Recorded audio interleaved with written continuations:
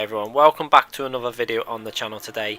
In today's video we're back on Assetto Corsa and we're back at Monza, but this time we're in another GT3 race car, driving the Lamborghini Huracan GT3 obviously, and we've managed to get a fairly good setup. I think it's very strong setup that should serve you very well. It's got potential to go faster, I think, depending on the conditions. These conditions where I think it was 18 degrees, light cloud. So obviously if you're going to lower the temperatures and bring the cloud up to overcast, you're going to be able to set some really fast times. I have a feeling that I might have a go at trying to do this car into the very early 46s, maybe late 45s. If the conditions are set right, I think we may be able to get down to a low 46. So we may do that for a separate video just to see how fast we can get this Lamborghini. It feels really nice in these normal conditions, which you're going to come across online fairly often. It was fairly easy to get very low 42s.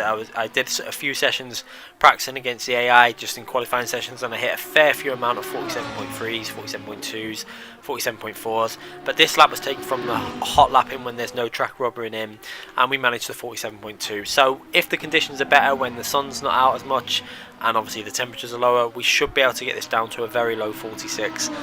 We're using very low downforce and we've got the car handling really nice with a lot of turning. There's a few changes that you might need to make, which we'll go through when we go through the setup, to do with the rear end. It depends how loose you want it through some of the corners. I preferred it like this, although I may change it for the race to a slightly different setting, which we'll talk about. And obviously you're going to have to alter the ride height if you're going to put full fuel in. So what we're going to do now is we're going to go through a very quick track guide for yourselves, running through the lap. We had to take it from the replay because our proper recording had the camera on and it wasn't set up properly. The camera was pointing into the air and it just looked stupid. So luckily I'd saved the replay. I was glad I did. And we've got this lap now to go through. So going down into turn 1, you're going to be looking out for the 150, where we're going to pretty much break just a fraction short of the 150, carrying a lot of speed. You're going to see how we're nearly hitting 178, I think, by the time we hit the braking zone. So braking just before the 150, down into second gear, then into first gear as we approach the apex of the curb. Then just feather the throttle through the corners and hard on the power in first gear on the exit.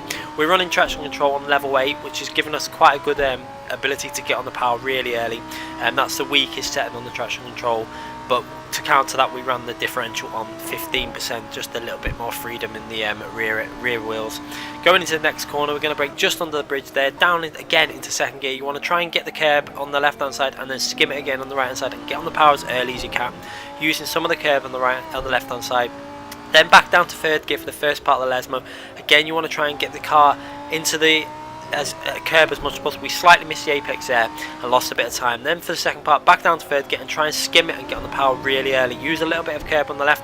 Again, we lost the rear a little bit there, probably lost a tenth or so as we accelerate now down into the really fast chicane. This is a corner where the setup can be altered depending on how you like the car to handle. So down into fourth gear, then third gear as we approach the curb. Use some of the curb on the left hand side and then swing it through the corner and get on the power really early. And you're going to kind of feel the rear going slightly loose, but you kind of want that feeling, but it just depends how much of that you want when we talk about the setup, what you're going to alter. So down into the last corner now, we're going to brake just past 100 on the left hand side. So you're going to see the 100 board there, braking just past it, down into third gear, trying to go nice and tight on the apex.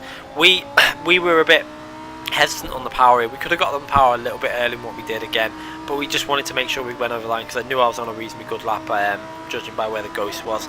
And we go over the line on a 147.269, which is a reasonably good lap. And like I say, with the conditions set in better conditions, lower temperatures, etc., I think we might be able to get this down to a very low 46, which I may do for a future video. So going to the setup, gearing, really important to change that fourth gearing and work out the gearing to space it out better. The default gearing bogs down when you go into fourth gear, so we sorted that out, and we're pretty much hitting the limiter just before the limiter on the straight. So we've got a few miles per hour left on that. Front right tyre, really important again to have that on 21 psi, as it will run down and it will go very cold, that tyre, so you need the PSI to stay up high. And obviously in the race you might need to run that a little bit higher, maybe 22.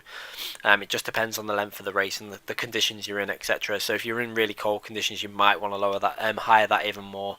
Going through to, you can see the cambers, we ran them fairly low, obviously slightly higher on the left hand side. Some of it was taken into consideration as the fact that the The right hand tyre will lose a little bit of pressure from, remember when you're starting this out from the setup, with the temperatures dropping on that right hand side, you do need to bear in mind. That's the part there with the rebound. If you want a little bit less on the, a little bit less turning, up that to 10, it will secure the car down a bit more through that really fast chicane. I liked it on the way it was on 9.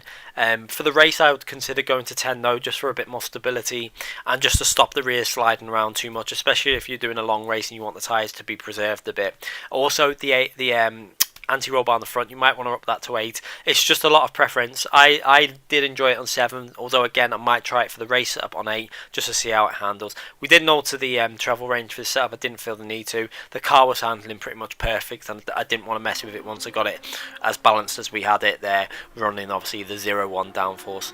So there's the setup. I hope you guys enjoy it. Make sure you leave a comment. Let me know how you guys have enjoyed the setup. I found it really strong. Hopefully you guys will, and hopefully it improves your lap times and gives you some wins or some better qualifying positions, etc. when you're going online. Anyway, I'll be back with more of these videos. Make sure you give this video a thumbs up, and make sure you subscribe and hit the notification button if you haven't already done that, and we'll be back with more videos very soon. Thanks again for watching.